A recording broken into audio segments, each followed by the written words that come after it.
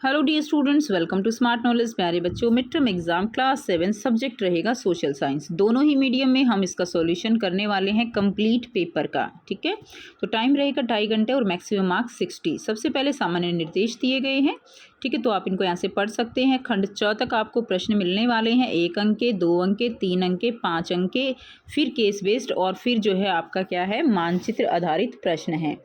Clear. Next देखिए general instructions तो करते हैं। सबसे पहले इंग्लिश मीडियम हिंदी मीडियम में करेंगे, फिर इन्हीं क्वेश्चंस को हम इंग्लिश मीडियम में करेंगे। तो प्रश्न संख्या 1 के फर्स्ट पार्ट से लेकर 15 तक जो है वस्तुनिष्ठ प्रकार के प्रश्न हैं। इनमें सही विकल्प का चयन कीजिए। पृथ्वी का वह संकीर्ण क्षेत्र जहाँ स्थल, जल व वायु मिलकर जीवन को संभव बनाते हैं, तो वो क्या कहलाता है? वो जैवमंडल कहलाता है। क्या कहलाएगा? जैवमंडल। नेक्स्ट देखिए, दिल्ली सल्तनत की स्थापना कब हुई? तो दिल्ली सल्तनत की स्थापना 13वीं शताब्दी में हुई। उसके बाद क्वेश्चन नेक्स्ट है, निम्नलिखित में से कौन सा कथन समानता स्थापित नहीं करता है? तो किसी भी व्यक्ति के साथ उसकी जाति, धर्म, वंश, लिंग आधारित पर भेदभाव किया जा सकता है। निम्नलिखित में से कौन सा प्राकृतिक पारितंत्र नहीं है? तो प्राकृतिक नहीं है। एक्वेरियम जो है ये प्राकृतिक नहीं है। मरुस्थल, वन, समुद्र ये प्राकृतिक हैं। नेक्स्ट देखिए, क्वेश्चन नंबर 5 है, मुगल साम्राज्य की आमदनी का प्रमुख साधन जो है वो क्या था? तो उसकी जो मुगल साम्राज्य की आमदनी थी उसका साधन क्या था? उसका साधन था उद्योगों से मिलने वाला कर या किसानों की उपज से मिलने वाला राजस्व। तो आंसर रहेगा डी, किसानों की उपज से मिलने वाला राजस्व। अगला क्वेश्चन है, अगला जो सेक्शन है हमारा इंग्लिश मीडियम में देखेंगे, सेक्शन ए। ठीक है, the narrow area of the earth where land, water and air interact with each other to support life, that is the biosphere. When was Delhi Sultanat establish? तो दिल्ली सल्तनत एस्टेब्लिश हुई इन 13th century. ठीक है, 12th century नहीं होगा, 13th century. उसके बाद which of the following statement does not establish equality? तो क्या आ जाएगा? that is any person can be discriminated against on the basis of their caste, religion, race and sex। ठीक है, उसके बाद नेक्स्ट देखिए, which of the following is not a natural ecosystem? aquarium is not a natural ecosystem। the main source of income of Mughal empire was?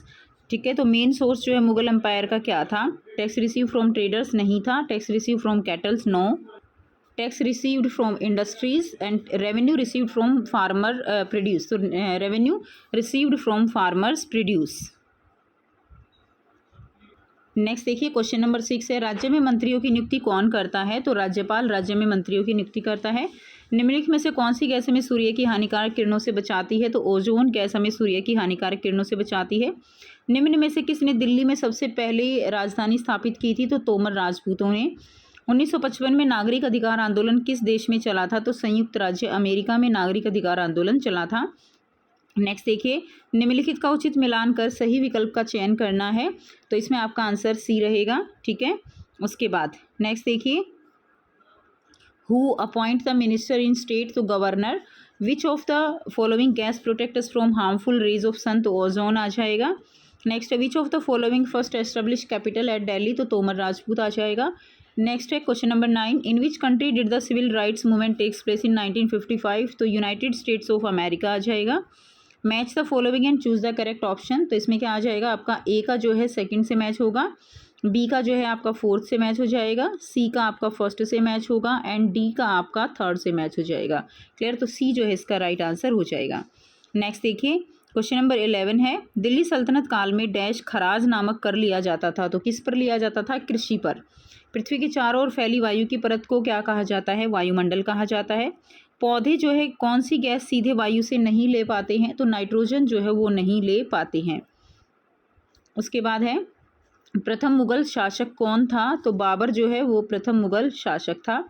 Next question number 15 है, नदी, झील, समुद्र, महासागर आदि डैश के उदाहरण है? तो ये किसके उदाहरण है? जलमंडल के उदाहरण रहेंगे। During the Delhi Sultanate period a tax called kharaj was levied on. तो किसके ऊपर लगता था? On agriculture. Thin layer of air that surround the earth is called atmosphere. And which of the following gas not directly be taken by the plants from the air? That is nitrogen. Who was the first Mughal emperor? कौन था? बाबर था। ठीक है, river, lake, sea, ocean etcetera are example of. तो ये किसके example हैं? These are the example of hydrosphere. Next देखिए, नेक्स्ट है अति लघुत्तरीय प्रश्न रहेंगे। खंड ख में 2-2 नंबर के प्रश्न हैं। मुगल राज्य के अधीन आने वाले केंद्रीय प्रांत कौन कौन से हैं? सो what were the central provinces that were in control of Mughals? तो इसका आंसर रहेगा दिल्ली, पानीपत, आगरा, लाहौर, इलाहाबाद, अजमेर। तो कोई भी दो आप लिख सकते हो, ठीक है। तो ये आपका सेकंड का आंसर हो जाएगा। अगला क्वेश्चन दिया गया है थर्ड का ए, पर्यावरण के प्रमुख घटकों का वर्णन करना है। अथवा में दिया गया है, दोनों साथ साथ देखेंगे। जैवमंडल का निर्माण किस प्रकार होता है? Describe the major component of the environment, ठीक है। एनवायरनमेंट के मेजर कंपोनेंट कौन से हैं and how is the biosphere formed? तो देखिए आंसर करेंगे, पर्यावरण के प्रमुख घटक कौन से होते हैं? प्राकृतिक पर्यावरण एंड मानव निर्मित पर्यावरण। Main components of the environment, natural environment and human made environment, ठीक है। क्या हो जाएगा? Human made environment. नेक्स्ट देखिए, जैवमंडल का निर्माण कैसे होता है? When land, water and air come together to make life possible the biosphere is formed. जब स्थल, जल और वायु मिलकर जीवन को संभव बनाते हैं तो जैवमंडल का निर्माण होता है। नेक्स्ट देखिए, मध्याह्न भोजन की व्यवस्था के किन्हीं दो सकारात्मक परिणामों की व्याख्या करनी है। पहला, और इसमें अथवा में दिया गया है, सार्वभौमिक वयस्क मताधिकार शब्द को परिभाषित करना है। Explain any two positive impact of mid day meal scheme and define the term universal adult franchise. Answer करेंगे, तो दोपहर का भोजन जो बच्चों को मिला है, उनके मिलने से गरीब बच्चों ने अधिक संख्या में स्कूलों में प्रवेश ले रहे हैं। Due to the availability of mid day meal, poor children are enrolling in school in greater number. Second, बच्चों ने नियमित रूप से स्कूल आना शुरू कर दिया है। Children have started attending school regularly. Next question क्या है हमारा? अथवा में जो दिया गया है कि सार्वभौमिक वयस्क मताधिकार क्या है? तो सभी वयस्क जो 18 वर्ष से या उससे अधिक आयु के नागरिकों को वोट देने का अधिकार जो है सार्वभौमिक वयस्क मताधिकार कहलाता है, ठीक है। Universal adult franchise refer to the right to vote for all adult who are 18 years of age and older citizen. तो ये इसका आंसर हो जाएगा। नेक्स्ट क्वेश्चन नंबर 5 है, वायु चक्र प्रक्रिया का विश्लेषण आपको करना है। Analyse the process of air circulation. तो आंसर रहेगा, गर्म वायु के ऊपर उठने पर आसपास के क्षेत्रों से ठंडी वायु रिक्त स्थान को भरने के लिए वहां आ जाती है। इस प्रकार वायु चक्र चलता है। When warm air rises, cool air from surroundings areas come in to fill the empty space. In this way the air cycle continues. Next देखिए, खंड ग दिया गया है। इसमें आपको 3-3 नंबर के क्वेश्चन देखने को मिलेंगे।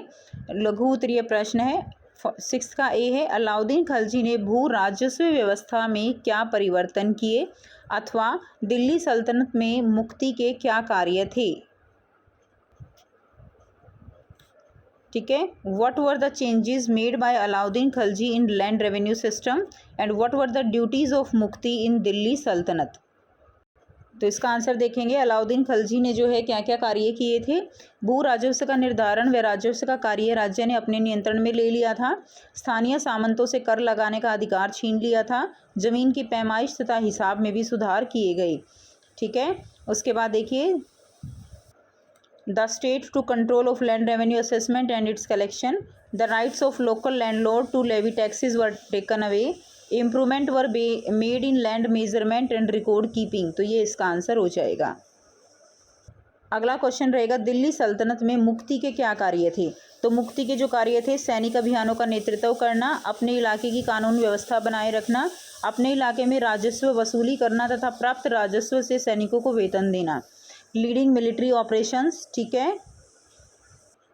तो इसका आंसर रहेगा, leading military operations, maintaining law and order in their territories, collecting revenue from their regions and using the collecting revenue to pay the soldier salaries, ठीक है। तो ये इसका आंसर हो जाएगा। अगला क्वेश्चन है, क्वेश्चन नंबर 7 का ए है, राज्य की विधानसभाओं में किस प्रकार की चर्चाएं और बहस होती है? अथवा में दिया गया है, राज्य में मुख्यमंत्री तथा विभिन्न मंत्रियों के कार्यों का संक्षिप्त वर्णन करना है। So what kind of discussions and debate takes place in Legislative Assembly of States and briefly describe the work of Chief Minister and other ministers of state? Answer रहेगा राज्यों की विधानसभाओं में निम्न प्रकार की चर्चाएं तथा बहस होती हैं। तो राज्य में किसी तत्कालीन समस्या पर बहस होती है, राज्य से संबंधित किसी महत्वपूर्ण विषय पर बहस तथा निर्णय लिए जाते हैं, राज्य के धन को कहाँ और कितना खर्च करना है उस पर चर्चा होती है। इंग्लिश मीडियम में देखेंगे debate on any current issue of the state, debate and decision on any important subject, कोई भी अगर बहुत ही इंपॉर्टेंट सब्जेक्ट है तो उस पर बहस करके फाइनल डिसीजन लिया जाता है। Discussion on where and how much of the state fund should be spent, ठीक है, तो ये आंसर हो जाएगा।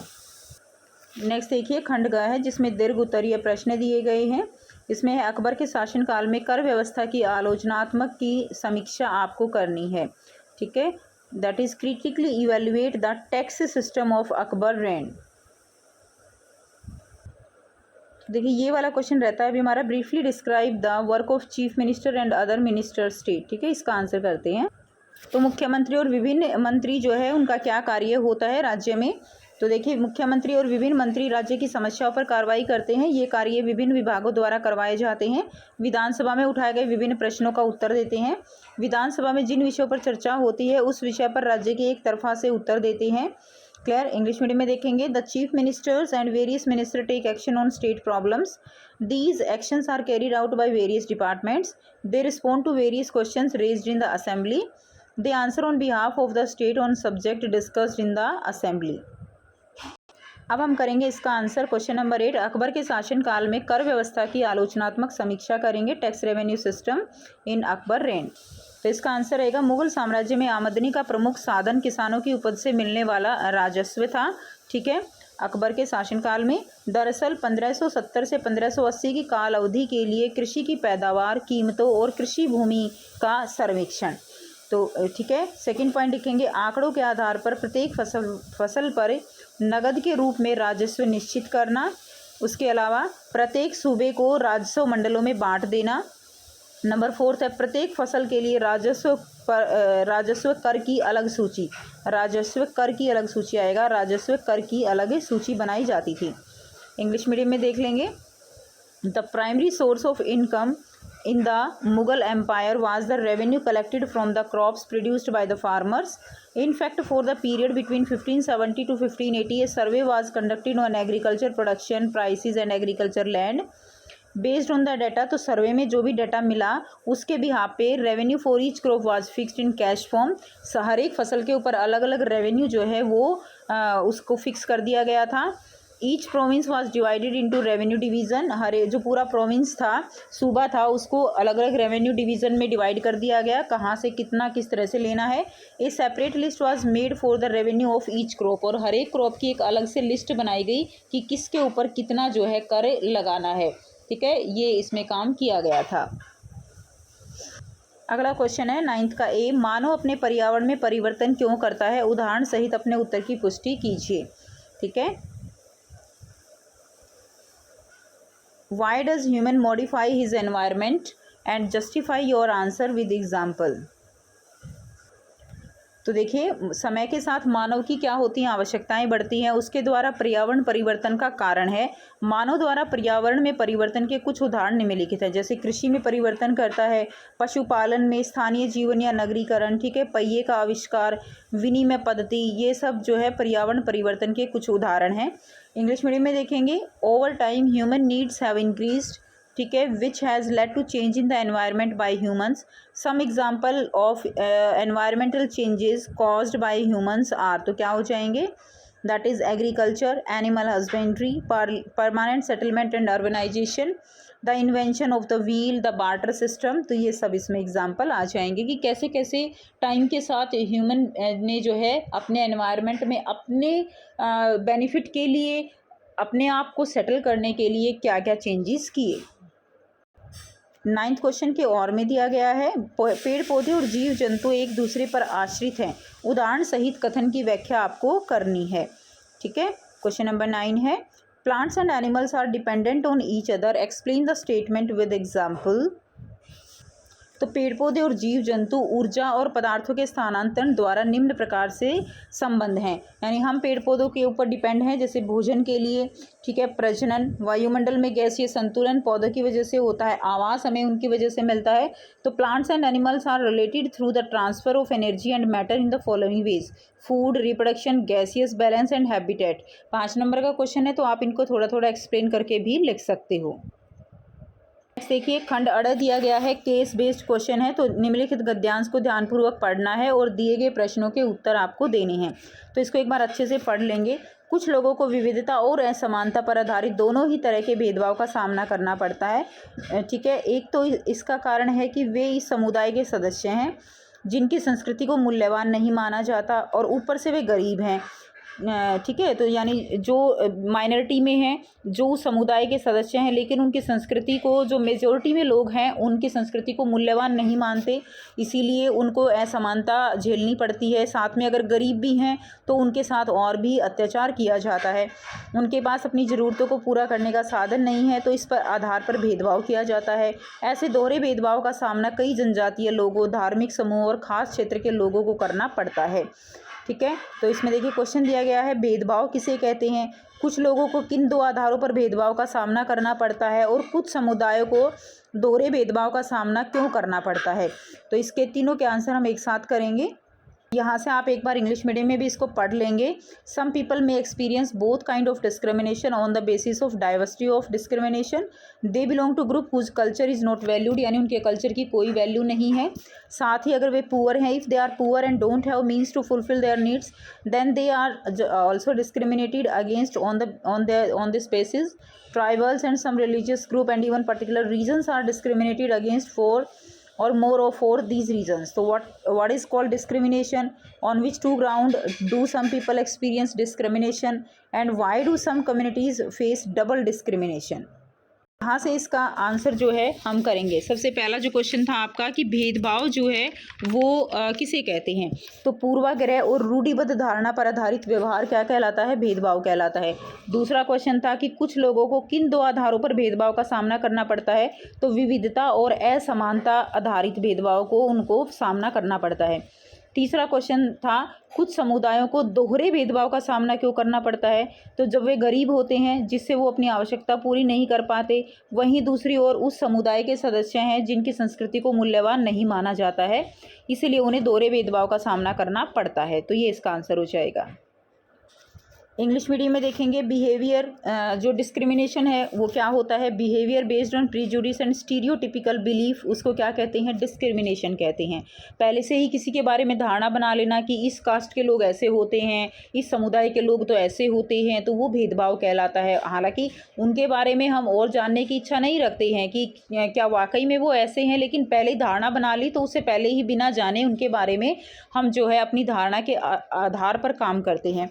नेक्स्ट देखिए, on which 2 ground do some people experience discrimination, तो कौन से 2 ग्राउंड है, diversity and inequality. And why do some communities face double discrimination, when they are poor and unable to meet their needs, on the other hand they are member of the community whose culture is not valued, उनके culture की महत्व नहीं है, दूसरा वो गरीब हो गए, तो इसीलिए उनको डबल डिस्क्रिमिनेशन फेस करना पड़ता है। नेक्स्ट क्वेश्चन है, निम्नलिखित गद्यांश को पढ़ना है और नीचे दिए गए प्रश्नों के उत्तर देने हैं। तो सूर्यताप की मात्रा किस ओर घटती है, तो भूमध्य रेखा से ध्रुवों की ओर सूर्यताप की मात्रा घटती है। तो यहाँ से आप इसका आंसर कर लेंगे। यदि पृथ्वी का तापमान अत्यधिक बढ़ जाए तो क्या होगा, यदि पृथ्वी का तापमान अत्यधिक बढ़ जाता है तो यह इतनी गर्म हो जाएगी कि यहाँ कुछ फसलें नहीं उग सकेंगी, ये सेकंड का आंसर हो जाएगा। तीसरा है, गाँव की अपेक्षा नगरों का तापमान अधिक क्यों होता है, तो गाँव की अपेक्षा नगरों का तापमान अधिक होता है, दिन के समय एस्फाल्ट से बनी सड़कें व धातु कंक्रीट से बने भवन गर्म हो जाते हैं, तो ये थर्ड का आंसर हो जाएगा। उसके बाद नेक्स्ट देखिए, क्वेश्चन नंबर 11 है, read the following paragraph and answer the question given below. तो इसको पढ़ लेंगे एक बार, जैसे हमने अभी हिंदी मीडियम में आंसर किए हैं वही हैं। In which direction does the amount of insolence decreases, तो from amount of insolation decreases from equator towards the poles, ये फर्स्ट का आंसर हो जाएगा। What will happen if the earth temperature rise too high, यहाँ से लेकर if the earth temperature rise too high it will become too warm for some crops to grow, तो कुछ crops उगेंगी नहीं, ये दूसरे का answer. Wise temperature in cities is much higher than village, temperature जो है सिटीज़ में ज़्यादा होता है विलेज की बजाय, ठीक है। तो temperature in cities is much higher than village, the concrete and metal in building and asphalt of road get heated up during the day, ठीक है। तो वो ज़्यादा गर्म हो जाते हैं, तो ये इसका थर्ड का आंसर हो जाएगा। तो लगभग पूरा ही पैराग्राफ आपका यूं का यूं दिया गया है। नेक्स्ट देखिए क्वेश्चन नंबर 12 है, गद्यांश को पढ़ना है और नीचे दिए गए प्रश्नों के उत्तर देने हैं। तो शोलापुर में खेलने के बाद हमें अपनी टीम की खासियत समझ में आई। अब हमें पता चला कि हमारा आपसी सहयोग कितना अच्छा है, हम एक दूसरे को समझ लेते हैं, संभाल लेते हैं। प्रत्येक खिलाड़ी कितना भी अच्छा हो, लेकिन अगर टीम के साथ मिलकर ना खेले तो क्या होगा, टीम हार भी जाती है। टीम के हर खिलाड़ी के लिए की ताकत और कमजोरी को समझना ज़रूरी है। तब क्वेश्चन दिए गए हैं, टीम की खासियत क्या है, एक टीम कब हार सकती है और एक टीम के लिए क्या महत्वपूर्ण है। तो इसका आंसर हो जाएगा, टीम की खासियत क्या है, आपसी सहयोग है। टीम जो है कब हार सकती है, जब टीम जो है वो मिलकर ना खेले तो क्या होगा, टीम जो है वो हार सकती है। टीम के लिए क्या महत्वपूर्ण है, तो टीम के लिए प्रत्येक खिलाड़ी की ताकत और कमजोरी समझना ज़रूरी है। क्वेश्चन नंबर 12 इंग्लिश मीडियम में करेंगे, तो आप यहाँ से इसको अच्छे से पढ़ लेंगे, ठीक है। उसके बाद इसके क्वेश्चन दिए गए हैं, what makes the team special, team को क्या स्पेशल बनाता है। When can a team lose, कब हार सकती है। Why is important for a team. तो यहाँ से आप क्वेश्चन नंबर 11 के आंसर भी डायरेक्ट लिख सकते हो, ठीक है, और उसमें भी दिए गए हैं एज इट इज़। उसके बाद क्वेश्चन नंबर 12 का आंसर रहेगा, the key features of a team is cooperation, ठीक है। की फीचर क्या है, कॉपरेशन है। When can a team lose, if the team does not play well together the team may lose. Third है, why is important for a team, it is essential for the team to understand the strength and weakness of each player. Next question है question number 13, गद्यांश को पढ़ना है और नीचे दिए गए प्रश्नों के उत्तर देने हैं। तो आप इसको एक बार पढ़ लेंगे। सबसे फर्स्ट क्वेश्चन है, रूढ़िबद्ध धारणा क्या है। रूढ़िबद्ध धारणा जो हम ऑलरेडी किसी के बारे में पारंपरिक मान्यताएं होती है उनके बारे में बना लेते हैं, अभी आंसर करेंगे। रूढ़िबद्ध धारणा का एक उदाहरण देना है और रूढ़िबद्ध धारणाओं से हमारे ऊपर क्या असर होता है। इंग्लिश मीडियम में इसको एक बार पढ़ लेंगे अच्छे से। तो what is stereotypes, give an example stereotypes का देना है, and what effect do stereotypes have on us. तो ये 13 का आंसर हो जाएगा। बड़ी संख्या में लोगों का एक ही प्रकार की पक्की धारणा रूढ़िबद्ध धारणा कहलाती है। यह मानना कि हवाई जहाज उड़ाने का काम लड़कियां नहीं कर सकती, ये एक रूढ़िबद्ध धारणा है। रूढ़िबद्ध धारणाएं हमारे ऊपर क्या असर डालती हैं, तो रूढ़िबद्ध धारणाएं हमें ऐसे काम करने से रोकती हैं जिनको करने की हम काबिलियत रखते हैं, ठीक है। इंग्लिश मीडियम में देखेंगे, a large number of people holding a similar fixed belief is called a stereotype. The belief that girls can not pilot airplane, तो ये क्या है, ये एक रूढ़िबद्ध धारणा है कि लड़कियां जो है वो जहाज नहीं उड़ा सकती। Stereotypical belief prevent us from doing things we are capable of, जिनको हम कर सकते हैं उनको भी करने से रोकती हैं रूढ़िबद्ध धारणाएं। नेक्स्ट लास्ट सेक्शन खंड च दिया गया है, मानचित्र आधारित प्रश्न है। तो इसमें भारत के मानचित्र पर आपको 5 स्थानों को उचित संकेत द्वारा भरना है, दिल्ली, गुजरात, इलाहाबाद, पंजाब, पानीपत, आगरा, ठीक है। उसके बाद ये इंग्लिश मीडियम में दिए गए हैं, तो आप देख सकते हो। तो यहाँ से इंडिया का पॉलिटिकल मैप में आपको फिल करना है। तो ये देखिए, ये क्या हो जाएगा, ये पंजाब है, यहाँ पे क्या है पानीपत, ये दिल्ली है, यहाँ पे क्या है आगरा, यहाँ पे यूपी में इलाहाबाद, एंड ये क्या है गुजरात, ठीक है। तो ये था कंप्लीट मैप। आई होप आपको सारे क्वेश्चंस क्लियर हैं। फिर भी कोई डाउट हो बच्चों तो आप पूछ सकते हो। इंग्लिश और हिंदी मीडियम दोनों में ही हमने पेपर सॉल्व किया है। इसके अलावा आपको चैनल पर सारे पेपर जो है वो मिल जाएंगे, इंपॉर्टेंट क्वेश्चंस मिलेंगे time to time. So channel को सब्सक्राइब ज़रूर कीजिए। मिलते हैं आपसे नेक्स्ट वीडियो में। Till then take care, bye bye.